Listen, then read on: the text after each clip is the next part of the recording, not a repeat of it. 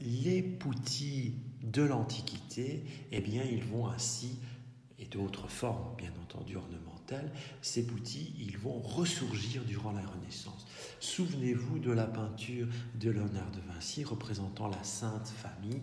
Eh bien, l'enfant Jésus, il est littéralement représenté comme un petit poutot, comme un petit chérubin dans les formes voulues par l'Antiquité. Nous avons le bâtiment renaissant que vous avez rencontré à la place du Burg. Eh bien, si nous faisons un petit zoom sur sa façade, que retrouvons-nous? Eh bien, on retrouve notamment des motifs floraux, des motifs végétaux, comme durant l'Antiquité. Souvenez-vous, nous en avons rencontré notamment dans l'analyse de l'hôtel de l'Arabakis à Rome.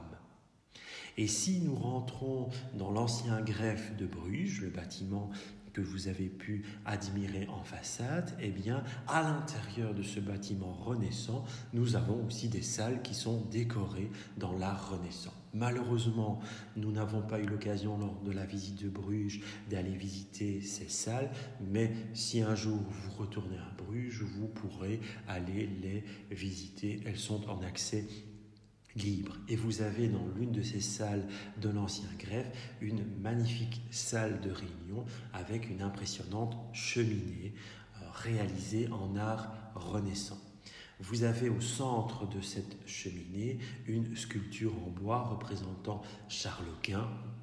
C'est tout à fait normal, c'est la personnalité politique la plus importante à Bruges au XVIe siècle. Alors souvenez-vous, Charles Quint, il est né à Gand en 1500, il va devenir roi d'Espagne et roi des Pays-Bas à l'âge de 15 ans en 1515 et il va finir par abdiquer pour son fils en 1555. Charles Quint, c'est une personnalité politique qui va marquer, bien entendu, l'histoire brugeoise, mais aussi l'histoire de nos régions, l'histoire de l'ancienne Belgique, l'histoire des Pays-Bas espagnols. De part et d'autre de cette sculpture en bois représentant Charles Quint, eh bien, nous retrouvons d'autres figurations typiques de la Renaissance, de l'art renaissant, et nous retrouvons nos fameux poutis, nos fameux angelots.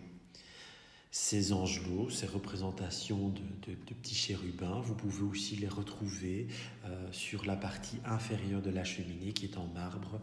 Vous avez ici des exemples. Donc vous voyez ce lien très précis entre l'art antique et l'art renaissant à travers cet exemple des petits cupidons, des petits chérubins ailés.